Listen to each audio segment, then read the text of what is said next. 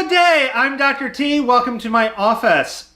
Today I would like to talk a bit about reflection.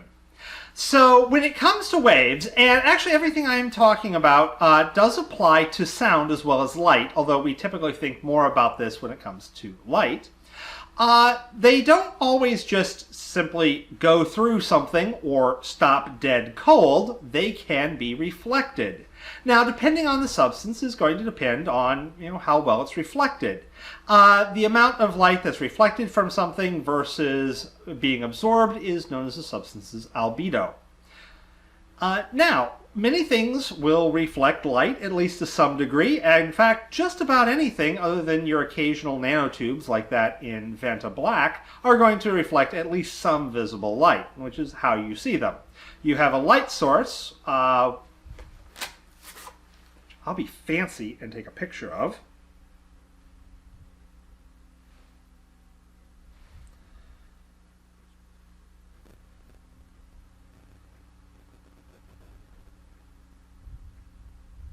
Like that one. That is capable of emitting light. So it sends out light, it goes from the light, bounces off the thing you're seeing, and then into the thing that you're seeing with. So in this case, it's the camera. Obviously, then it's coming out of the screen and going into your eyes. Same basic idea, completely different. Okay, mostly different setup. Your eye and camera still have lenses and whatnot. It's just, the little CCD and your retinas are completely different things. But they do the same job. That was an aside. Back on reflections. Okay, so a lot of stuff will reflect light. It's actually very rare for it not to reflect light at all. Once again, Vanta Black is kind of getting big because it doesn't reflect light. Now, some things are able to reflect light more faithfully than others. So in the light from the light, that was a tongue twister, comes out of the light, hits my shirt, it goes everywhere. So you don't see an image of the light, you see just my shirt and my hair, or what's left of it, instead of, a picture of the room. Some things, however, are able to reflect light very faithfully. And by doing so, we're actually able to use them to manipulate light very much like we would a lens. So if you've got something that's able to reflect light very faithfully, typically it's going to have a very smooth surface, and you guessed it, we're talking a mirror. So when you have a mirror, the light coming in and hitting it is going to bounce off of it. But instead of bouncing right back the way it came, it's going to bounce off at an angle that is equal but opposite of the angle that it came in on. Okay, so imagine you've got light coming in square on. So it's a direct perpendicular bounce onto the mirror. It's going to go back right where it came from. But let's lower that light, say a 30 or 40 degree angle.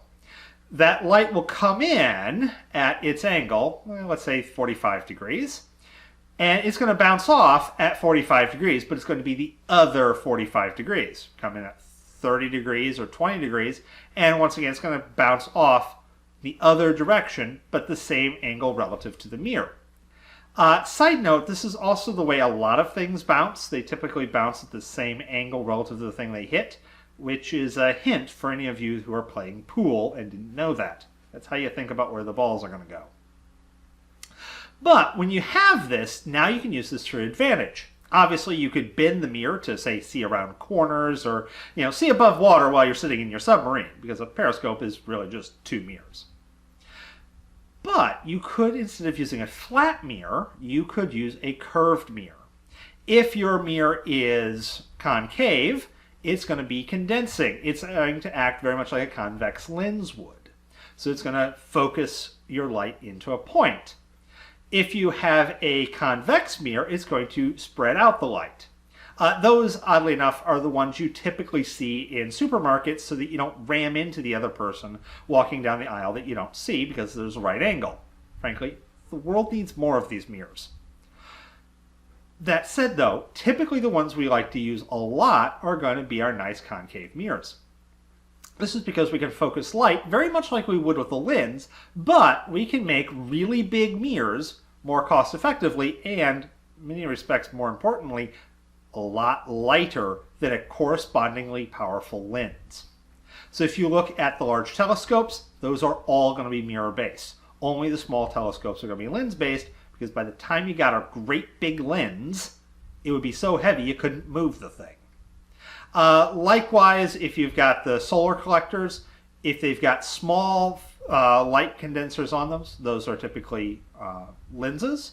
But if you've got large ones, especially for the solar thermal power plants where they're using the light not to make electricity with a solar cell, but instead heat up liquid so that then that can go make electricity, those are all powered with mirrors. Because once again, it's a lot easier to make a great big mirror than it is a great big lens.